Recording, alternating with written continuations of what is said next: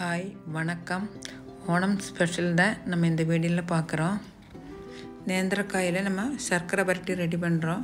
கடையில் வாங்காமல் நம்ம வீட்டில் எப்படி ரெடி பண்ணலாங்கிறத நம்ம வீடியோவில் பார்க்க போகிறோம்.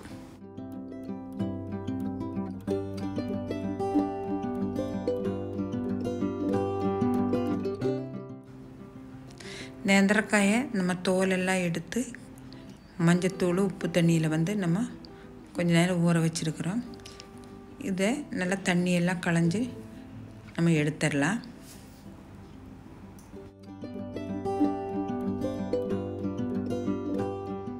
இப்போ இதில் மீடியம் சைஸ் இருக்கிறது நம்ம சர்க்கரை வரட்டிக்கும், பாக்கி இருக்கிறது நம்ம சிப்ஸுக்கும் எடுத்துருக்குறோம். இந்த சர்க்கரை வரட்டிக்கு நம்ம இந்த காயை ரெண்டாக வெட்டி ஒரு இன்ச்சுக்கு 3 பீஸ் வர்ற மாதிரி, ஏன்னா ரொம்ப கனமாக இருந்தால் வேகிறது கஷ்டம். அதனால் ஒரு இன்ச்சுக்கு 3 பீஸ் வர்ற மாதிரி நம்ம இதை வெட்டி எடுத்துடலாம். வெட்டினதுக்கப்புறம் நம்ம ஒரு டவலில் அந்த பீஸ் எல்லாம் போட்டோன்னா அதில் ஈரப்பம் ஏதாச்சும் இருந்துச்சுனாலும் கூட அதை எடுத்துரும். நம்ம இதே மாதிரி எல்லாம் வெட்டி எடுத்தாச்சு. அடிக்கனமாக இருக்கிற வடைச்சட்டி எடுத்து வச்சு நம்ம தேங்காய் எண்ணெய் ஊற்றிருக்கிறோம். நல்லா ஹை ஃப்ளேமில் வச்சு தேங்காய் நல்லா சூடானதும் நம்ம வெட்டி வச்சுருந்த வாழைக்காய் இது கூட சேர்த்தி 2 நிமிஷம் நல்லா கிளறி விட்டதுக்கப்புறம் நம்ம ஸ்டவ்வை கொஞ்சம் ஸ்லோ பண்ணிக்கலாம். இல்லைன்னா மேலே வெந்துட்டு உள்ளே வேகாமல் விட்டுரும். அதனால் கொஞ்சம் ஸ்லோ பண்ணி நம்ம இதை குக் பண்ணிக்கலாம். இது இனிப்பில் செய்கிறனால இதுக்கு ஜாஸ்தி உப்பு தேவையில்லை. இருந்தாலும் கொஞ்சம் லைட்டாக உப்பு போடுறதுக்கு வேண்டி நம்ம கொஞ்சம் தண்ணியில் கொஞ்சமாக உப்பு சேர்த்தி இருக்கிறோம்.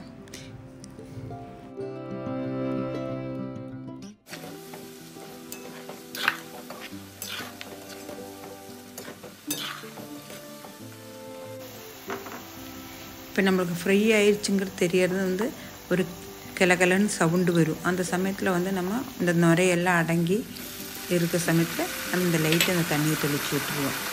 திருப்பி அதே மாதிரியே இந்த நுரையெல்லாம் நின்று திருப்பி அந்த மாதிரி ஒரு மாதிரி சவுண்டு வர சமயத்தில் நம்ம இதை எடுத்துடலாம்.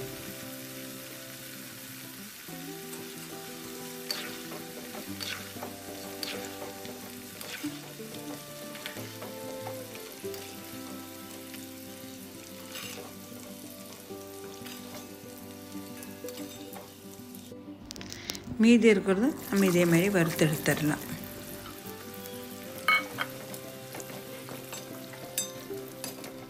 அடுத்த ஸ்டெப்பு நம்ம காஞ்ச சுக்கு, அப்புறம் சின்ன ஜீரகம், ஏலக்காய், ஒரு டேபிள் ஸ்பூன் சர்க்கரையும் சேர்த்து நம்ம பொடிச்சு எடுத்துருக்குறோம்.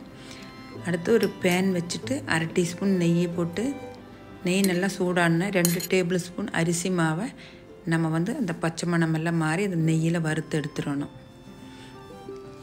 அப்புறம் நம்ம ஸ்டவ்வை ஆஃப் பண்ணிவிட்டு அந்த சூடு ஆறுற வரைக்கும் நம்ம அதில் கிளறி அதை எடுத்து மாற்றிடலாம்.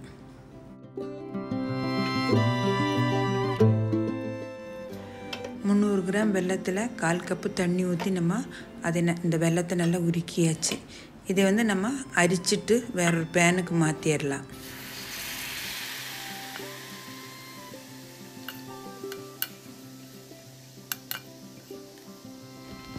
சர்க்கரைப்பாவை கொஞ்சம் பதமாகிற வரைக்கும் நம்ம கொஞ்சம் நேரம் கிளறிக்கிட்டே இருக்கணும்.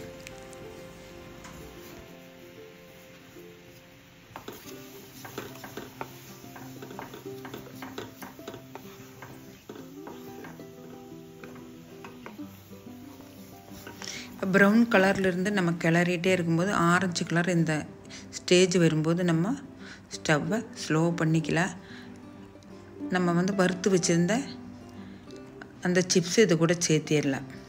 சேர்த்தி ஸ்டவ்வை ஸ்லோ பண்ணிவிட்டு கை விடாமல் நம்ம எல்லா பக்கமும் இந்த சர்க்கரைப்பாவு ஆகிற மாதிரி நல்லா கிளறிடணும்.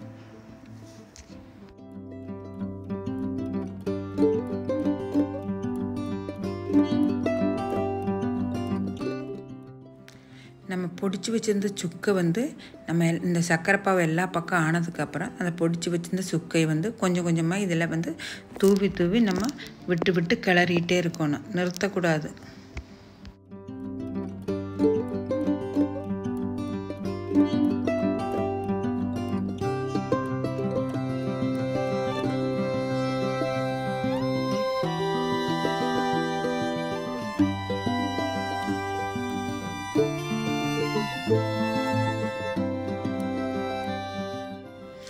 இப்போ நம்ம ஸ்டவ்வை ஆஃப் பண்ணிட்டோம். திரும்பி இருந்த மீதி இருந்த அந்த சுக்கையெல்லாம் இது கூட சேர்த்து நல்லா கிளறிட்டு இது ஒன்றும் ஒட்டாத மாதிரி நம்ம இதை கிளறிட்டே இருக்கணும்.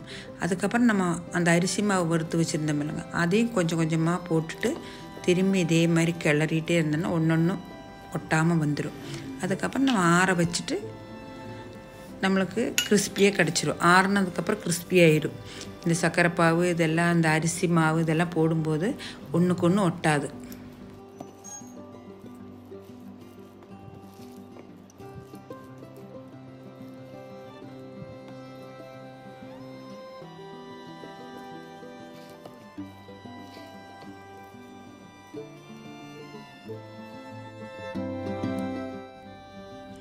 இப்போ ஆறுனதுக்கப்புறம் இந்த மாதிரி நல்லா கிறிஸ்பியாக வந்துருச்சு. இந்த வீடியோ உங்களுக்கு பிடிச்சிருந்தா லைக் பண்ணுங்கள், ஷேர் பண்ணுங்கள், மறக்காமல் சப்ஸ்கிரைப் பண்ணுங்கள். சிப்ஸோட வீடியோ ஏற்கனவே நான் போட்டிருக்கிறேன், அதனால் அது போடலை.